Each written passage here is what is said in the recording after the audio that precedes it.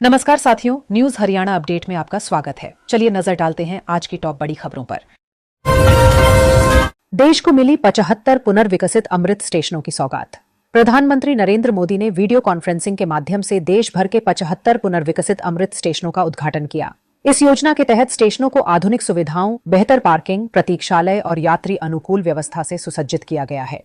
हरियाणा के नरवाना और कालका स्टेशनों का हुआ पुनर्विकास।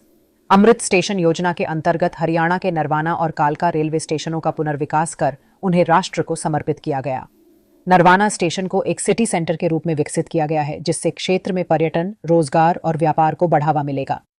स्टेशनों के नए विन्यास में पर्यावरण संरक्षण पर विशेष जोर।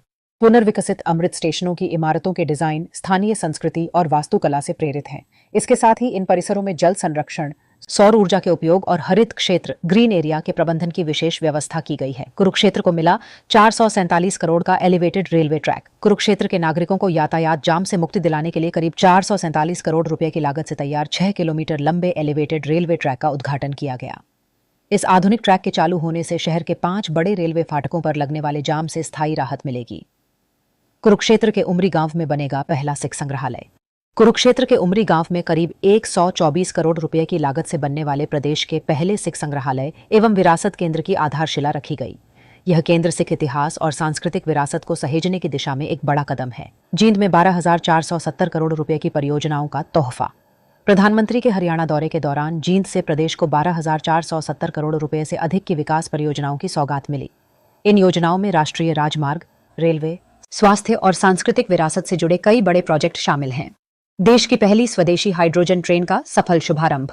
भारतीय रेलवे में हरित क्रांति के नए युग का आगाज करते हुए देश की पहली स्वदेशी हाइड्रोजन ट्रेन को सोनीपत के लिए रवाना किया गया। शून्य कार्बन उत्सर्जन वाली यह अत्याधुनिक ट्रेन पूरी तरह से भारत में ही डिजाइन और विकसित की गई है। चिकित्सा क्षेत्र को मजबूती। 2 नए मेडिकल कॉलेजों का उद्घाटन। प्रदेश के स्वास्थ्य ढांचे को सुदृढ़ करने के उद्देश्य से प्रधानमंत्री ने वर्चुअल माध्यम से 2 बड़े चिकित्सा संस्थानों का उद्घाटन किया। इसके तहत नारनौल के महर्षि च्यवन मेडिकल कॉलेज और भिवानी मेडिकल कॉलेज को जनता को समर्पित किया गया। बस्ताड़ा टोल प्लाजा पर भारतीय राष्ट्रीय राजमार्ग प्राधिकरण द्वारा नई दरें लागू। भारतीय राष्ट्रीय राजमार्ग प्राधिकरण NHAI ने राष्ट्रीय राजमार्ग 44 पर स्थित बस्ताड़ा टोल प्लाजा की टोल दरों में संशोधन कर नई दरें लागू कर दी हैं।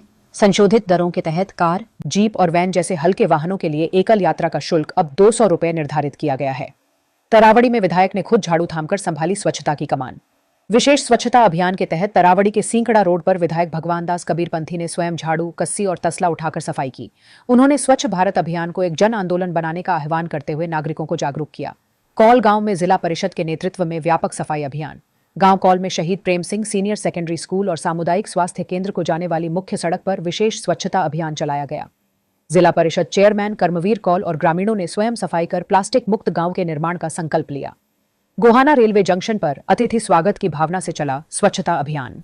देश की पहली हाइड्रोजन ट्रेन के स्वागत में गोहाना रेलवे जंक्शन पर विशेष सफाई अभियान चलाया गया। कैबिनेट मंत्री डॉक्टर अरविंद शर्मा ने कार्यकर्ताओं के साथ श्रमदान करते हुए कहा कि अतिथि का स्वागत हमारी संस्कृति की सर्वोच्च परंपरा है। पानीपत रिफाइनरी ने 15 दिनों तक चलाया स्वच्छता जन जागरूकता अभियान।